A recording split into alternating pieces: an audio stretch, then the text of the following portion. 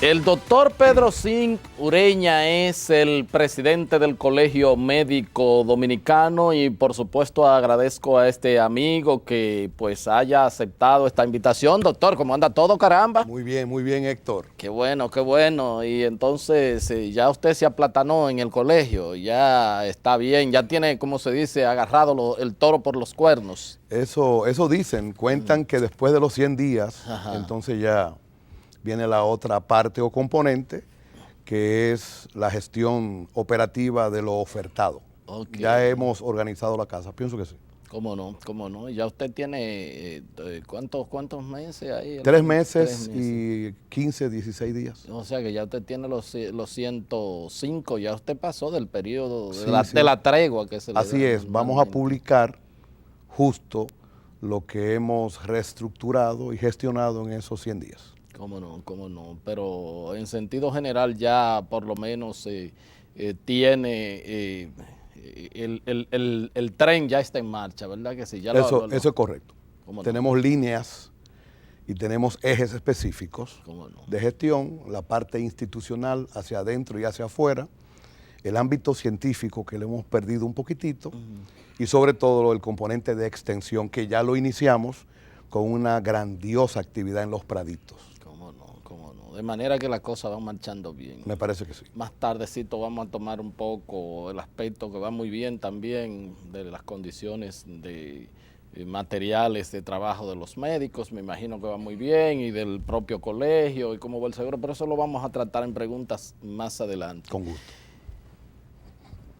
La enfermedad, yo le he llamado al chucuchá, porque hay una canción muy famosa que se llama, que mis hijos de hecho lo bailan, el chucuchá, pero la enfermedad esta, la fiebre que anda, el chikungunya. ¿Hay o no hay chikungunya en el país y cómo está esa situación? En diciembre pasado, las autoridades del Ministerio de Salud Pública alertaron sobre la posibilidad de esta enfermedad viral que es transmitida por el mismo mosquito del dengue, porque tenía presencia en islas caribeñas aledañas, ¿no?, a la nuestra. Pero lo que acontece en estos momentos es que en San Cristóbal, fundamentalmente en Igua, los casos febriles de 15, 20, que es lo normal, ahora son cientos por día. Entonces, nosotros tenemos un dispositivo que se llama epidemiología clínica. Y los síntomas y los signos, lo que los niños y los adultos presentan es compatible con clínicamente chikungunya. Ahora, se debe de tipificar, es decir, aislar o el agente causal o sus productos. Y eso, bueno, pues está, ya las muestras han salido al exterior, porque aquí no la hacemos, y se plantea de que para la próxima semana existe la posibilidad de resultados de estos casos. Chikungunya, el llamado principal a la comunidad es no automedicarse, y si la fiebre es muy alta y el dolor de los huesos es muy importante, tomar acetaminofén, nunca aspirina. ¿Por qué? Porque la aspirina, si no es chikungunya y es dengue, el paciente podría sangrar. O sea, acetaminofén, no automedicar ningún otro medicamento y visitar las unidades de atención primaria, las emergencias de centros públicos y privados. Y doctor, ¿es tan letal como el dengue? No, para nada. A pesar de que el nombre sea un poquito extraño, el índice de letalidad es muy bajo, prácticamente ausente. Va a producir, sí, ausentismo escolar y laboral porque son 48, 72 horas con fiebre, el dolor, la erupción, y es lo que va a impactar. Pero, como decía yo en una reunión en el ministerio, tenemos que tratar de procurar el componente positivo si lo hubiese. Si nosotros manejamos en términos logísticos y estratégicos la disminución de los criaderos, también vamos a impactar positivamente al dengue porque es el mismo mosquito. Por ahí anda. A propósito de dengue, doctor, el año pasado fue mortífero para el país.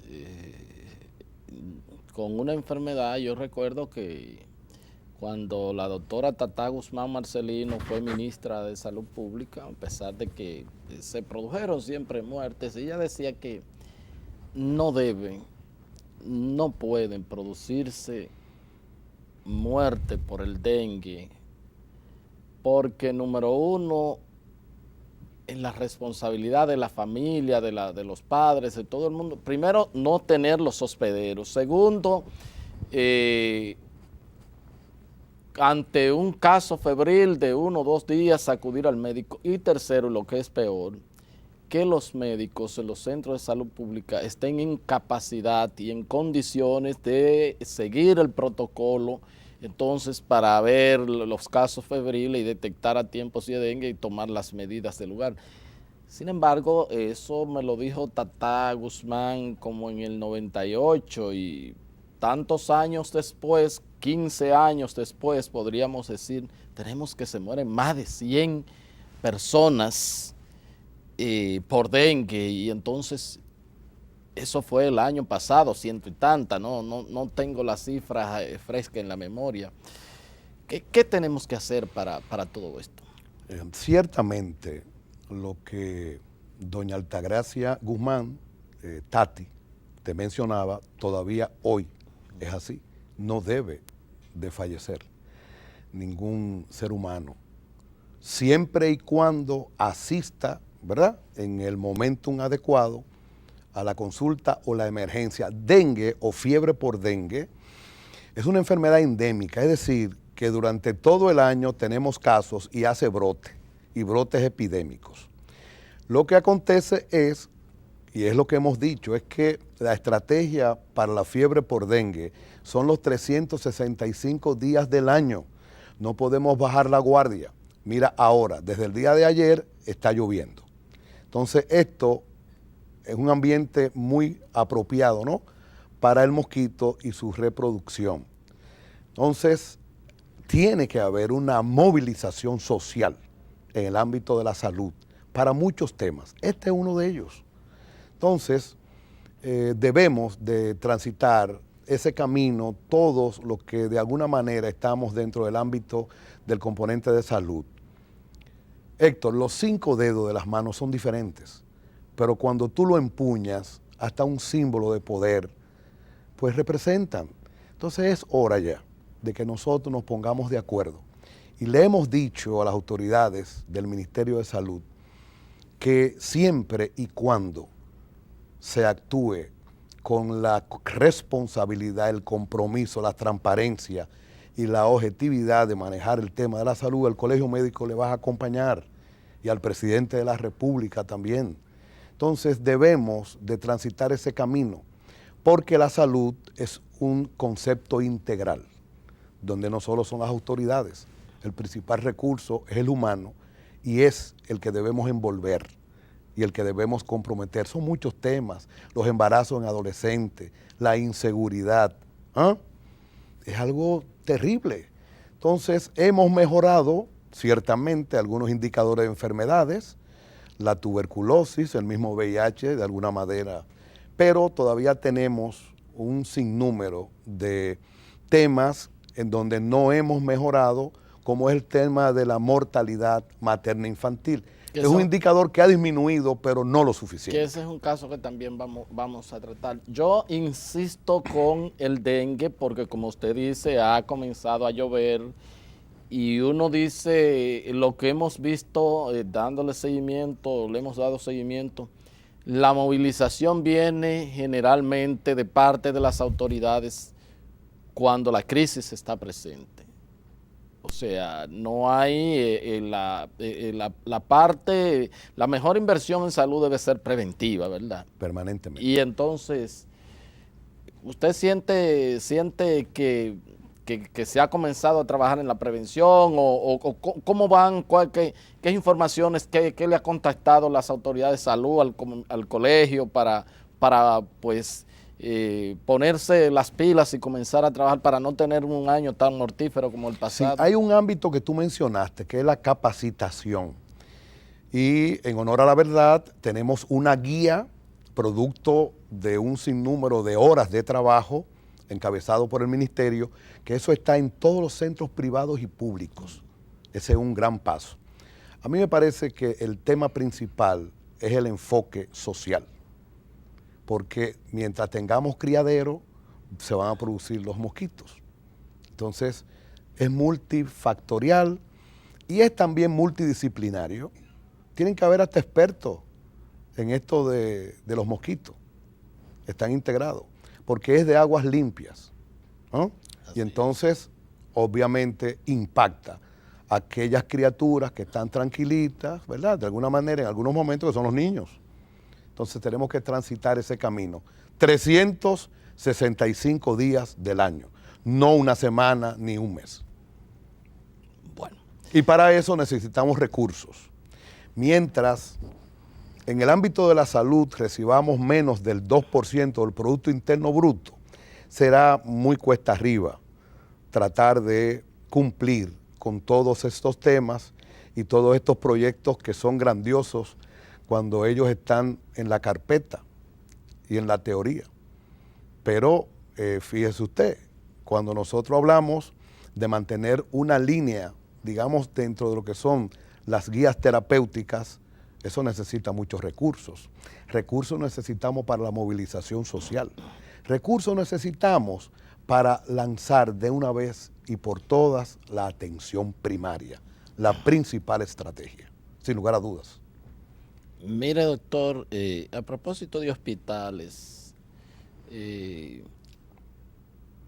eliminó la cuota de recuperación, es una demanda que ustedes como gremio habían hecho.